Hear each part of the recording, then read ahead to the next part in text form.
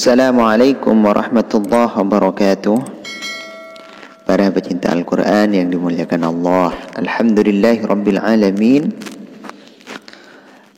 Alhamdulillah kita semua diberikan nikmat dan rahmat oleh Allah Subhanahu wa ta'ala sehingga kita bisa beraktivitas khususnya dalam rangka belajar mengaji Al-Quran serta memahami hukum-hukum tajwid pada ayat-ayat Al-Quran. Para pecinta Al-Quran, khususnya bagi pemula yang ingin belajar membaca Al-Quran, langkah awal untuk kita belajar membaca Al-Quran, kita itu harus tahu terhadap harokah. Harus tahu terhadap harokah. Kemudian langkah yang kedua itu harus tahu namanya yang huruf hijaiyah. Jadi harokah itu saya ulas pada kesempatan kali ini ya. Harokah itu ada 4 ya.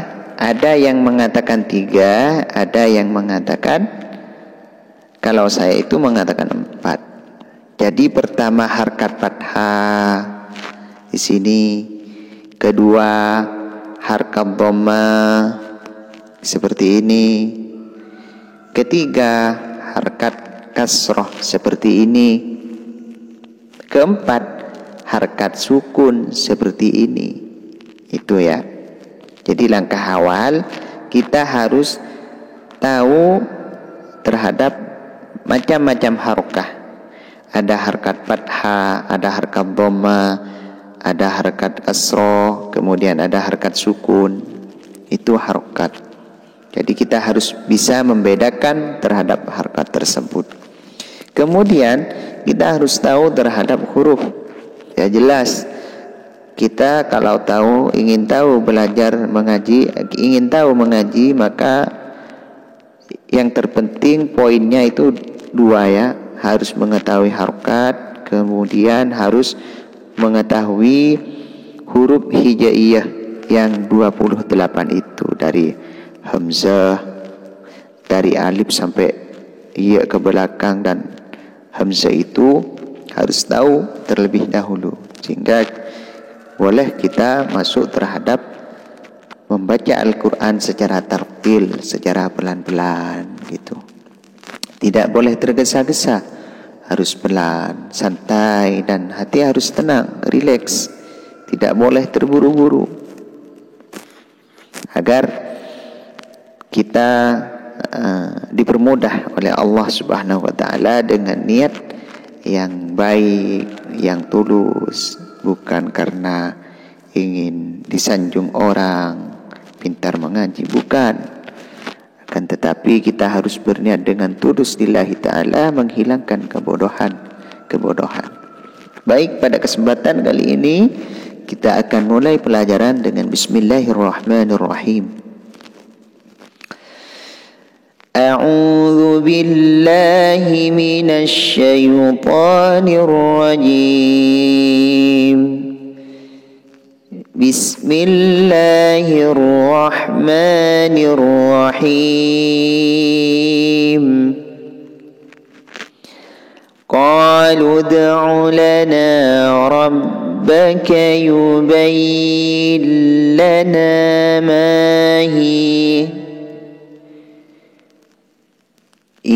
Ini di waswal ya, lebih baik di waswal ini ada tanda lam. Ini harus atau lebih baik di waswal. Qalu ud'u lana rabbaka yubayyin lana ma hiya innal baqarata syabaha alaina. Kalau di sini lebih baik berhenti. Ada tanda waqaf, ini tanda wasal. Bismillahirrahmanirrahim. Wa inna insya'allahu lamuhtadun. Qala قال إنه يقول إنها بقرة لا ذلول تثير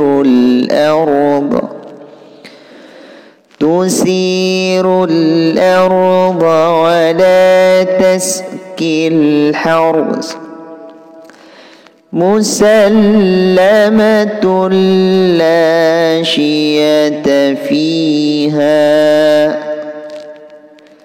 قالوا الآن جئت بالحق فذبحوها وما كادوا يفعلون.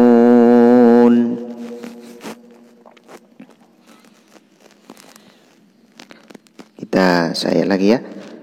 Wa idh qataltum nafsan fadara'tum fiha wa idh qataltum nafsan fadara'tum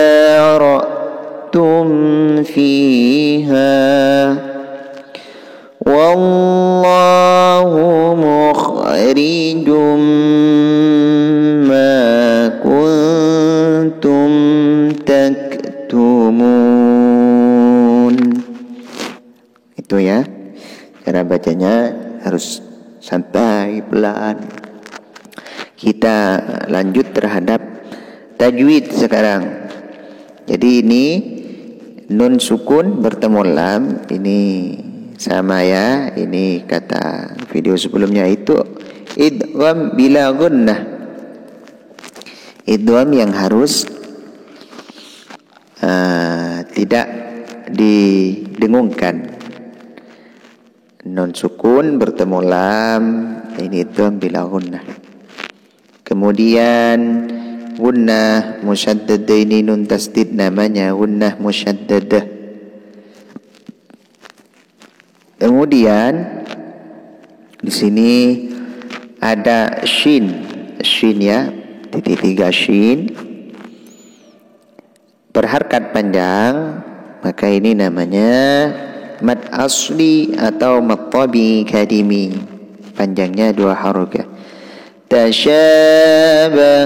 Tasyabaha inna di sini juga guna musyaddadah.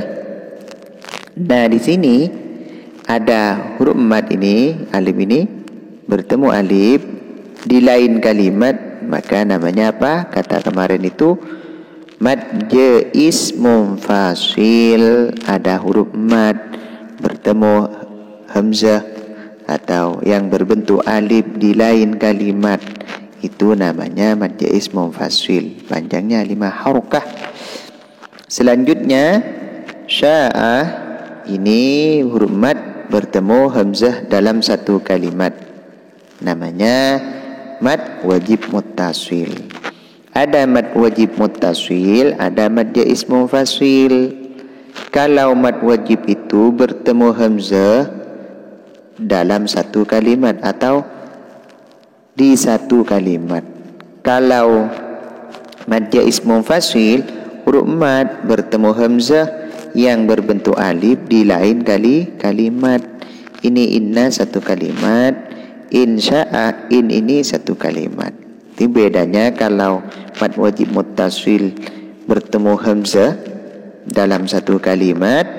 Kalau mad jais munfasil itu huruf mad bertemu hamzah yang berbentuk alif di lain kalimat. Itu panjangnya juga 5 harokah.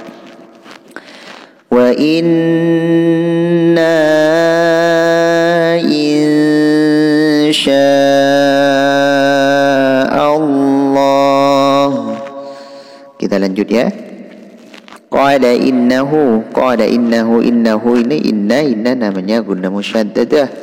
Hu di sini namanya mad swilah qasirah, panjangnya 2 harokah. Kemudian tanwin di sini ada tanwin ya, tanwin dhamma bertemu lam namanya maqab. Ini idgham bila gunnah. Sama seperti nun sukun bertemu lam. Tanwin bertemu lam, ini namanya idgham bila gunnah. Ini juga saya ulas di video yang sebelumnya. Kemudian di sini ada tanwin bertemu tak. Tak di sini. Tanwin, harkat tanwin dhamma atau tanwin dhamma bertemu tak. Ini namanya ifa hakiki. Cara bacanya didengungkan dua harokah. Dzalulun tusirul ardah. Kemudian ada tanwin lagi di sini bertemu dengan lam. Sama seperti ini, namanya idgham bila gunnah, diidghamkan tanpa dengung. Bunyi tak dimasukkan terhadap lam. Musallamatul la, ini namanya diidghamkan, memasukkan bunyi tak terhadap lam. Musallamatul la, begitu ya. Selanjutnya di sini ada tanwin fathah, harkat tanwin fathah atau tanwin fathah. Bisa juga fathah tanwin bertemu fa, ini namanya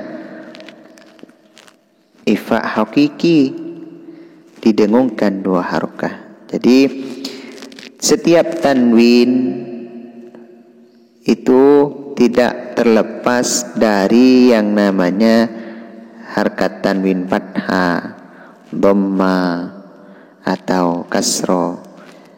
Jadi bukan hanya harkat tanwin fathah yang bertemu fa ini ifa hakiki, namun di sini apabila ada tanwin kasro bertemu fa juga dinamakan ifa hakiki.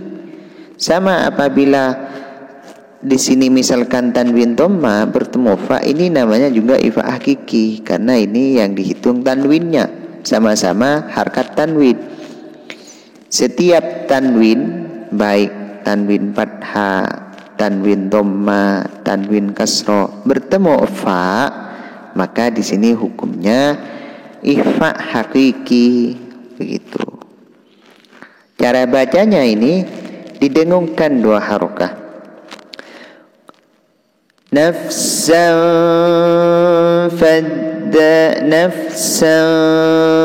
faddara'tum fiha wallahu. Di sini ada lafaz Allah ya, lafzul jalalah yang harus dibaca tafhim. Lafaz Allah ini ada dua, ada yang harus dibaca tafhim atau tebal, ada yang harus dibaca tarqiq atau tipis. Harus ini contoh yang dibaca, yang harus dibaca tebal. Lanya di sini maqami kalimi. Wallahu. Ini harus dibaca tebal. Karena apa? Lafdzul jalalah diawali harkat fathah. Jadi setiap lafaz Allah diawali harkat fathah atau diawali harkat dhamma, maka itu harus dibaca tebal. Kalau lafaz Allah diawali dengan harkat kasroh, maka harus dibaca tipis. Lillahi, bismillahi, itu harus tipis. Kalau seperti ini harus tebal, tidak boleh dibaca tipis. Misal kalau dibaca tipis wallahu, itu tidak boleh karena ada aturannya, aturan cara bacanya. Nah, dan ini aturannya harus dibaca tafhim, tidak boleh dibaca tarqiq. Ya, langsung ya. Tanwin di sini ada harkat tanwin dhamma atau tanwin dhamma bertemu mim, maka namanya ini idgham bi gunnah. Jadi bukan mim tasdid lagi. Kata sebelumnya apabila ada nun tasdid dan mim tasdid itu na musyaddad. Kecuali apabila mim tasdid didahului tanwin, mim tasdid dia didahului mim sukun, itu sudah tidak masuk pada na musyaddad. Ini namanya tanwin bertemu mim, maka namanya idgham bi gunnah. Idgham bi gunnah hurufnya ada 4 berkumpul dalam lafaz yanmu. Ya, nun, mim, waw. Ini termasuk dari salah satu huruf idgham bi gunnah. Cara bacanya diidghamkan, bunyi jim dimasukkan terhadap mim disertai dengung. Contoh, wallahu mukhrijum ma kuntum taktumun. Di sini ada nun sukun, nun berharakat sukun bertemu ta, ini ifa hakiki, didengungkan 2 harokah. Kita ulang. Wallahu mukhrijum ma kuntum taktumun. Shadaqallahul azim. Sampai di sini pelajaran pada kesempatan kali ini, semoga bisa bermanfaat. Amin, amin, amin ya rabbal alamin. Assalamualaikum warahmatullahi wabarakatuh.